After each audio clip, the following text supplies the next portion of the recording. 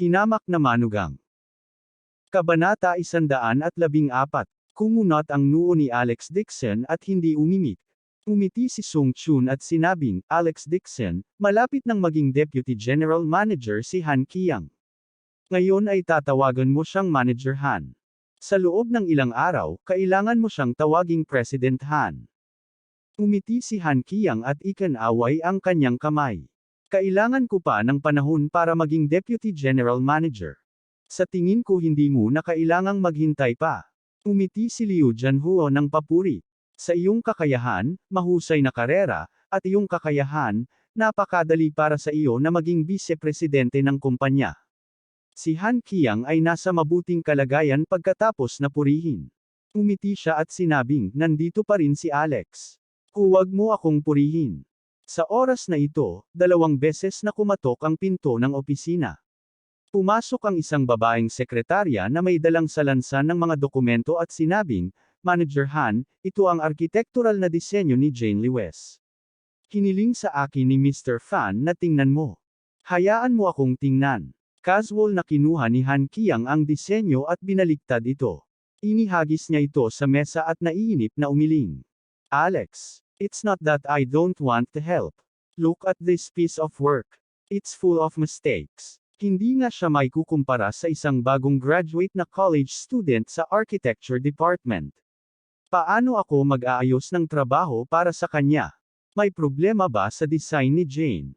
Hindi masyadong maganda ang ekspresyon ni Alex Dixon sa ngayon. Hindi tulad ng hindi niya masasabi na ang mga taong ito ay mukhang masigasig sa ibabaw, ngunit sa katunayan, wala silang pakialam sa kanya. Palagi na lang siyang nagkukunwaring hindi naririnig dahil sa relasyon niya sa mga kaklase. Kumatok si Han Qiang sa mesa at sinabi sa seryosong paraan, ang mga disenyong ito ay hindi lamang luma, ngunit hindi na rin updated.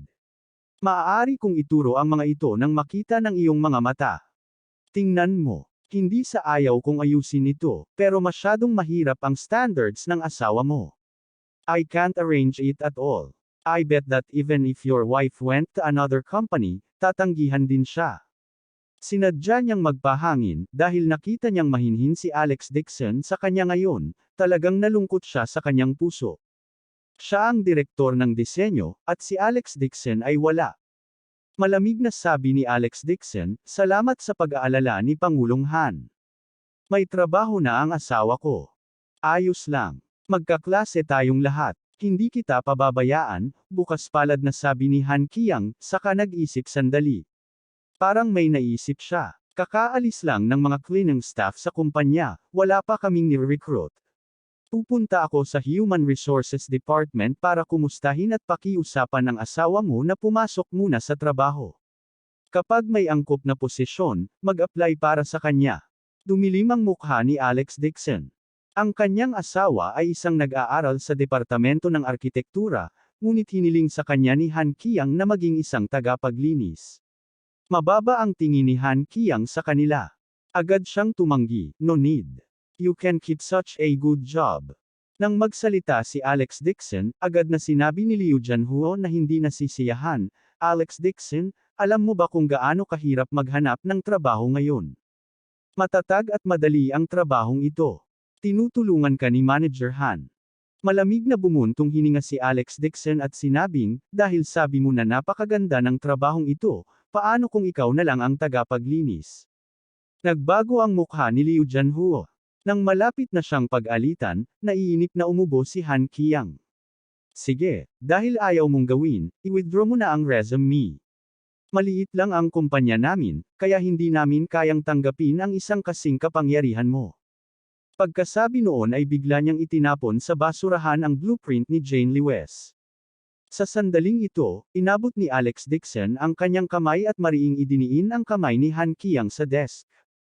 Napakadiin ng pulso ni Han Qiang na hindi siya makagalaw, na para bang nakalambitin ito sa mesa. Nagbago ang mukha niya. Alex Dixon, anong gusto mong gawin? Ibalik mo sa akin ang blueprint, malamig na sabi ni Alex Dixon. Kinuha niya ang blueprint at binitawan ang kamay niya. Huminga ng malalim si Han Qiang at nakita ang 5 fingerprint sa kanyang pulso. Nagalit si Han Qiang. Anong ginagawa mo? Sa sandaling ito, 2 beses na kumatok ang pinto ng opisina. Pumasok ang isang babaeng secretary. Manager Han, tumawag lang si Vice President Fan at tinanong kung tapos na ba ang trabaho ng mga kaklase niya. Pati yung Silver Dragon Mall project na pinangangasiwaan mo, tumawag siya para pumayag na mag-invest, at pwede na tayong pumirma ng kasunduan ngayon. Sila'y sumang-ayon. Nagulat si Han Qiang. Kailan sila darating? Malapit na silang pumunta dito. Malaki. Tuwang-tuwa si Han Qiang kaya pinagsalikop niya ang kanyang mga kamay. Nababalot ng mainit na pawis ang likod niya. Bilisan mo, kumuha ka ng maglilinis sa lugar. Kailangang itimpla ang tsaa gamit ang pinakamagandang Yellow Dragon Cloud Mist Teas. Bumili ka pa ng 2 pang Zhonghua cigarette. Ang proyektong ito ay ang mabigat na plano ng kumpanya sa taong ito. Inayos ng kumpanya na siya ang mamahala sa pakikipag-ugnayan sa isa sa mga mahahalagang kumpanya. Hanggat maaari niyang kumbansihin ang kabilang partido na mamuhunan, ito ay magiging isang malaking kontribusyon. Maa-promote din siya dahil dito, at makakatanggap din siya ng malaking bonus, na katumbas ng sweldo niya sa loob ng 1 taon. Agad nang umiti si Sung Chun at sinabing, binabati kita sa pagkuha ng ganoong pamumuhunan, lahat ito ay salamat sa iyo. Agad ding sinabi ni Liu Jianhua, narinig ko na ang kumpanyang ito ay hindi madaling kumbansihin. Kung ikaw ay matalino, maaari mo silang pangalagaan. Ngayong gabi, ay treat kita sa isang piging at batiin kita ng maaga sa iyong promosyon. Hindi na kailangan, ito ang trabaho ko. Bagamat mapagpakumbaba na nagsalita si Han Qiang, puno ng pagmamalaki at pananabik ang kanyang mukha. Tumingin siya kay Alex Dixon at nakaramdam ng pagkaiinip sa kanyang puso. Noong naging presidente Han siya, paano pa niya hahaharap ang ganitong uri ng mahirap na tao?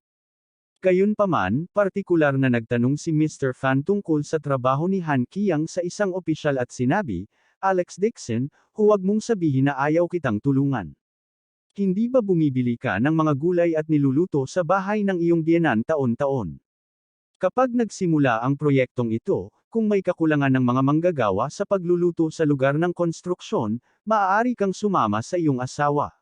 Magluluto ka na lang para sa mga manggagawa. Kung ito ay para sa pagkain at tirahan, bawat isa sa inyo ay bibigyan ko ng 1,500 yuan. Paano iyon? Nang matapos magsalita si Han Qiang, ngumiti si Sung Chun at sinabi, inaalagaan mo talaga ang mga kaklase mo. Hindi madaling makahanap ng trabaho kung ang mag-asawa hindi nagtutulungan. Alex Dixon, bilisan mo at pasalamatan mo si Han Qiang. Malamig ang mukha ni Alex Dixon nang walang sabi-sabi at malamig na sumilip sa kanilang tatlo. Siya ay labis na nadismaya. Ang dati niyang kaklase sa unibersidad ay naging napaka-snob na ngayon. Nagbago ba sila, o nagbago ba ang lipunan? Mukhang maling lugar ang pinuntahan ko ngayon. Pagkatapos magsalita ni Alex Dixon, malamig siyang ngumuso, tumalikod, at palabas na sa pinto. Si Liu Jianhua ay natigilan sandali. Tinuro niya ang likod ni Alex Dixon at sinabi kay Han Qiang, kita mo, mapili pa rin siya. Kumunot ang noo ni Sung Chun. Inalagaan siya ni President Han. Nakaramdam ng hiya si Han Qiang. Sinigawan niya si Alex Dixon, may importanteng bisitang papasok mamaya. Kakaladkad lang ng lupa sa labas. Huwag mong dumihan ang sahig, dun ka lumabas sa gilid ng pinto. Sa tabi ng opisina, may maliit na pinto na wala pang 1 metro ang lapad. Kadalasan, ginagamit ito ng mga tagapaglinis sa paglilinis ng lugar. Huminto si Alex Dixon sa kanyang paglalakad at lumabas ng pinto nang hindi lumilingon. Ayaw na niyang makita ang mga kaklase na ito. Anong ugali? Nagmura si Han Qiang. President Han, huwag kang magkwenta sa gayong kasuklam-suklam na tao. Mabilis na sinabi ni Liu Jianhua, malapit nang dumating ang pinarangalan na panauhin. Tutulungan ka naming maglinis. Agad na tumango si Han Qiang at nagutos. Panasan mo ang mesa. Huwag kayong mag-iwan ng alikabok. Dixonizan ang mga dokumento at kaladkarin muli. Sina Sung Chun at Liu Jianhua ay naglalayo na pasayahin si Han Qiang.